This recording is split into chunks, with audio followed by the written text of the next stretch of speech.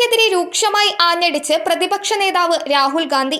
ഗൗതം അദാനിയുടെ അഴിമതിയിൽ നരേന്ദ്രമോദിക്ക് പങ്കുണ്ടെന്നും അമേരിക്കയിലെ കൈക്കൂലി കേസിൽ കുറ്റാരോപിതനായ അദാനിയെ ഉടൻ അറസ്റ്റ് ചെയ്യണമെന്നും അദ്ദേഹം ആവശ്യപ്പെട്ടു.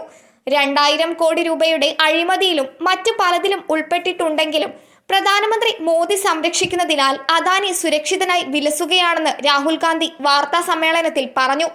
ഇന്ത്യൻ നിയമങ്ങളും അമേരിക്കൻ നിയമങ്ങളും അദാനി ലംഘിച്ചുവെന്ന് ഇപ്പോൾ വളരെ വ്യക്തവും സ്ഥാപിതവുമാണ്.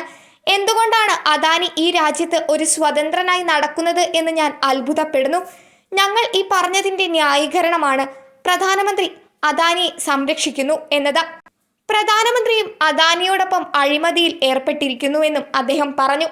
സംസ്ഥാന ഇലക്ട്രിസിറ്റി വിതരണ കമ്പനികളുമായി സൗരോർജ്ജ വൈദ്യുത കരാർ നേടിയതിന് ഇന്ത്യൻ സർക്കാർ ഉദ്യോഗസ്ഥർക്ക് കൈക്കൂലിയായി 2029 കോടി രൂപ നൽകിയെന്നാരോപിച്ച് US പ്രോസിക്യൂട്ടർമാർ അദാനിക്കും അദ്ദേഹത്തിന്റെ അനന്തരവനെതിരെയും കുറ്റം ചുമത്തിയതിന് പിന്നാലെയാണ് അദാനി ഗ്രൂപ്പ് ചെയർപേഴ്സണെതിരെ രാഹുലിന്റെ ആക്രമണം. 2020-നും 2024-നും ഇടയിലാണ് കൈക്കൂലി നൽകിയെന്ന ആരോപണം ഉയർന്നത്.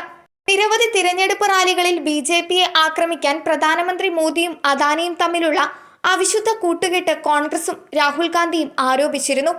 വരാനിരിക്കുന്ന പാർലമെന്റിന്റെ ശീതകാല സമ്മേളനത്തിൽ വിഷയം ഉന്നയിക്കുമെന്ന് റായ്ബറേലി MP സൂചിപ്പിച്ചു.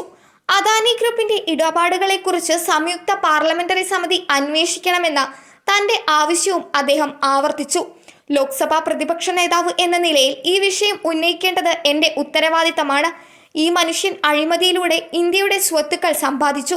അദ്ദേഹം BJPക്ക് പിന്തുണ നൽകുന്നു. JPC ഞങ്ങളുടെ ആവശ്യമാണ്. പക്ഷേ അദാനിയെ അറസ്റ്റ് ചെയ്യണമെന്നാണ് ഞങ്ങൾ ആഗ്രഹിക്കുന്നതെന്നും രാഹുൽ ഗാന്ധി പറഞ്ഞു. News desk മലയാളാക്ഷരം.